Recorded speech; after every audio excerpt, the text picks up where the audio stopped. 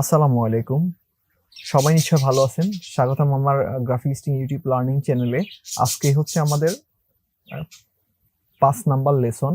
যারা আমার আগের লেসনগুলো দেখেন নাই তারা আমার ইউটিউব চ্যানেলে গিয়ে দেওয়াই আছে ফটোশপ বেসিক টু অ্যাডভান্স, সেখানে গিয়ে বাকি লেসনগুলো দেখে নেবেন। তো আজকে অত্যন্ত গুরুত্বপূর্ণ একটা লেসন নিয়ে আসছি, সেটা হচ্ছে আপনি কিভাবে একটা বিজনেস টেমপ্লেট তৈরি করবেন। অনেক সময় আমাদের বায়ার আমাদের কাছে পিএসডি ফাইল চাইতে পারে, মানে যেটা হচ্ছে ফটোশপ দিয়ে করা হয়।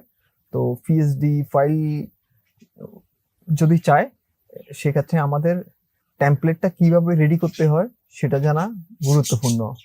তো আমরা আজকে শিখবো কিভাবে আমরা একটা টেমপ্লেট ফটোশপ টেমপ্লেট ডিজাইন করব। তো সেক্ষেত্রে আমি গুগল থেকে 2টি স্ক্রিনশট নিয়ে রাখছি আপনাদের জন্য, আপনাদের বোঝার সুবিধার জন্য। তো এটা হচ্ছে একটা বিজনেস কার্ডের টেমপ্লেট। আমরা একটু পরে দেখাবো কিভাবে টেমপ্লেটটা তৈরি করব। তার আগে আমি এখানে এই ম্যাপটা দেখাচ্ছি আপনাদেরকে বোঝার জন্য। আচ্ছা, এখন এখানে দেওয়াই আছে ফাইনাল প্রোডাক্ট 3.5x2। এটা হচ্ছে ইন্টারন্যাশনাল একটা মাপ। তো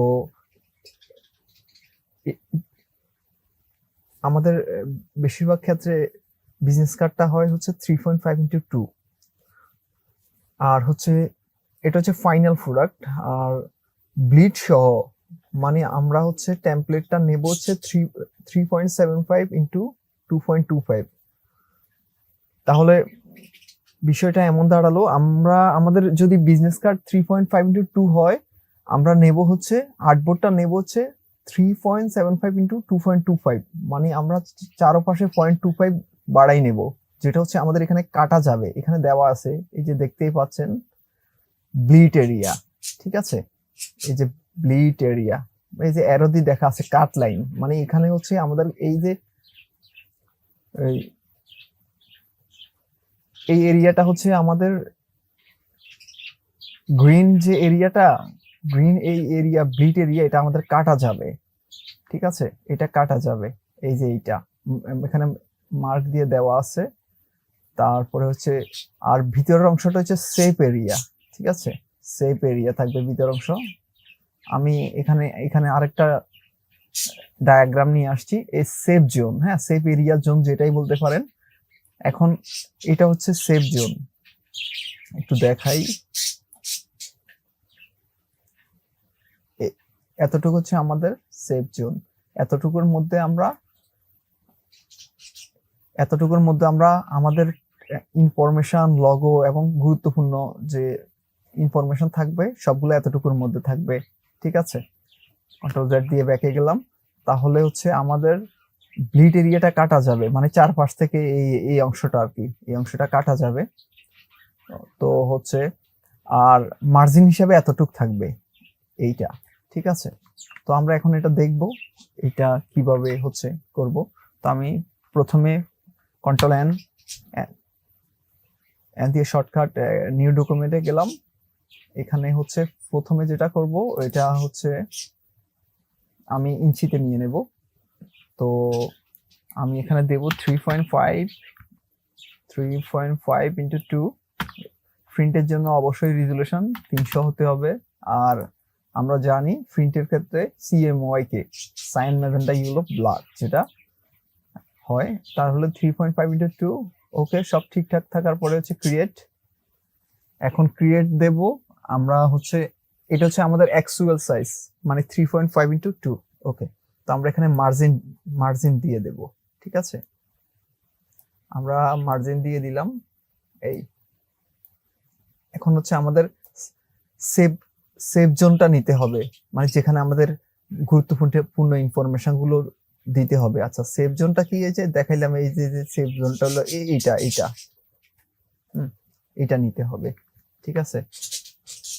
তো আমরা এটা নেওয়ার জন্য হচ্ছে যেটা করব, কন্ট্রোল অল্টার সি, এখানে -0.25, আমরা এটা মাইনাস করে দিই, -0.25। এখানে রিলেটিভ চেক মার্ক না দেওয়া থাকলে দিয়ে দিবেন, তারপর সব ওকে। ঠিক আছে, ওকে। এই যে আমাদের সেভ জোন হয়ে গেছে, এটার ভিতর আমাদের গুরুত্বপূর্ণ ইনফরমেশন গুলো থাকবে। তো আমি আচ্ছা এই দিয়ে দিলাম। আর আপনাদের এই রুলারটা যদি শো না করে তাহলে কন্ট্রোল আর, ঠিক আছে, কন্ট্রোল আর দিলে এটা শো করবে। ওকে, এখন আমাদের সেভ জোনটা দেওয়া হয়ে গেছে, তাহলে আমরা আগের জায়গায় ফিরে যাই। ঠিক আছে, মানে আগে 3.5x2 ছিল, ওইখানে আবার ব্যাক করি, সেক্ষেত্রে কন্ট্রোলটা সি। তাহলে আমরা যাই 3.5x2, 3.5x2। এটা অনেকে অনেকভাবে করে, আমার মনে হয়েছিল যে এইভাবে দেখালে আপনারা বুঝবেন। ঠিক আছে, আমি আর অন্যভাবে করি। তো আমার মনে হয়েছিল যে এইভাবে করলে যে বুঝতে পারবেন। তো 3.5x2 দিলাম। ওকে, সরি এখানে একটু ভুল হয়েছে। ও, এখানে হচ্ছে আমরা যে 0.25 মাইনাস করছি সেটা আবার অ্যাড করে দেব। 0.25 আগের জায়গায় চলে আসবে। আর আমি কন্ট্রোলটা সি শর্টকাট 0.25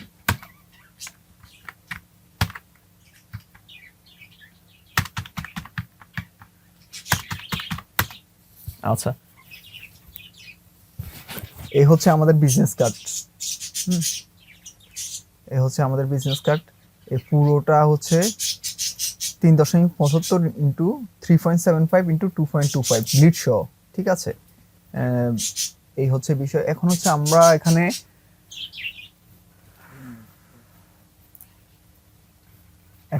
এখানে ব্লিড মার্কিংটা দেব। সেক্ষেত্রে আমরা এখানে হচ্ছে রেক্ট্যাঙ্গেল নেব,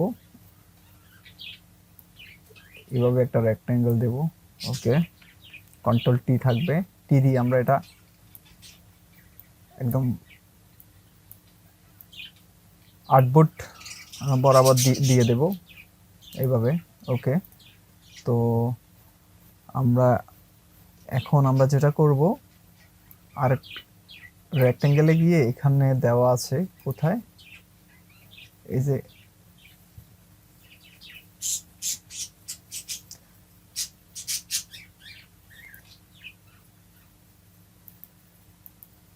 এক্সক্লুড ওভারল্যাপিং শেপ, তো সেটা হচ্ছে এইভাবে এটা মাইনাস করে দেব আমরা ভিতরের অংশটা।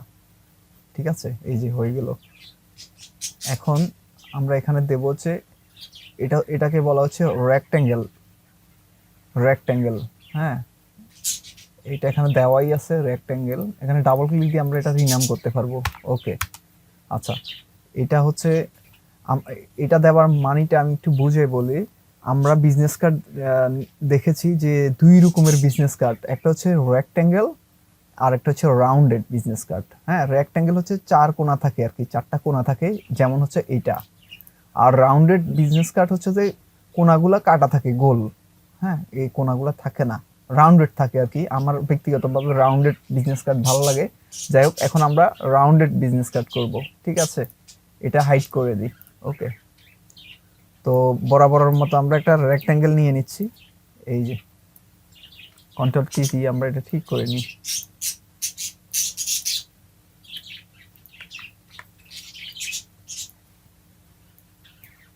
আচ্ছা, এখন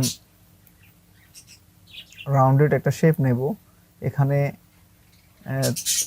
35 দেওয়া আছে, আমি 35 নিচ্ছি। কম বেশি নেওয়া যেতে পারে, মানে কতটুকু আমরা রাউন্ডেড করব এটাই হচ্ছে, রিডিউস করব এটাই হচ্ছে সেটাই। আমি 35 নিচ্ছি। তো আমি এখান থেকে এই যে সরি, আমি এখানে এটা নিয়ে নেই, এক্সক্লুড ওভারল্যাপিং শেপ, এইটা দিয়ে দিই। এই যে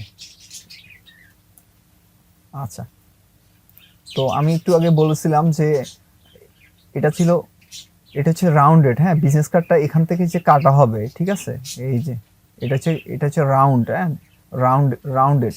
তো আমি এটা রিনেম করে দিই রাউন্ডেড, আর এটা হচ্ছে রাউন্ডেড। হ্যাঁ, এখন রাউন্ডেড যখন দেব তখন হচ্ছে আমাদের ডাই কাট দিতে হবে।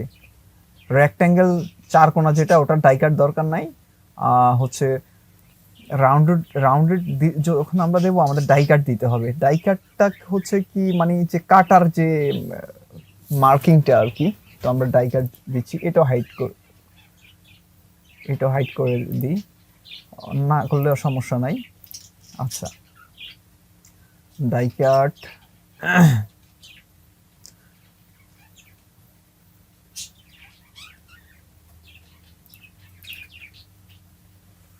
ডাই কাট দেওয়ার জন্য, তবে আমাদের একটা বিষয় খেয়াল রাখতে হবে, আমরা যখন ডাই কাট দেব এখানে যখন 35 দিয়ে আমরা রিডিউস, আগে যেহেতু 35 দিয়ে করছি এখনো 35 দিয়ে করতে হবে, না হলে এটা মিলবে না। ঠিক আছে, এই বিষয়টা আমাদের মাথায় রাখতে হবে।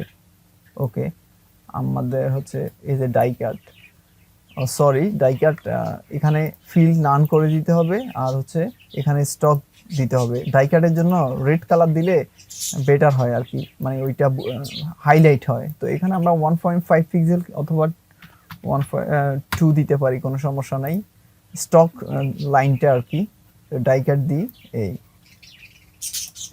এই যে ডাই কাট, এখানে এই যে ডাই কাট দেওয়া হয়েছে।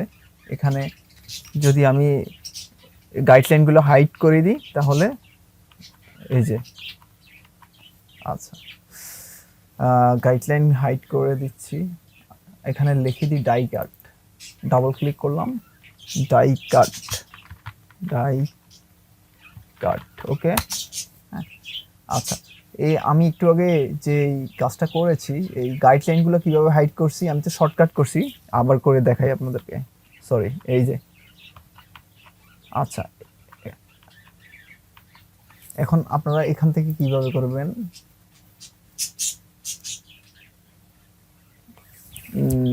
শো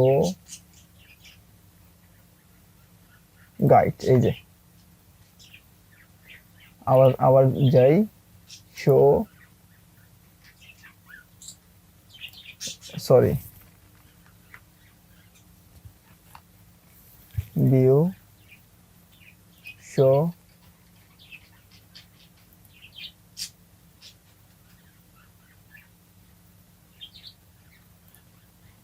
ওকে ওকে, এখন এই হচ্ছে বিষয়। এখানে এখানে ডাই কাট হবে।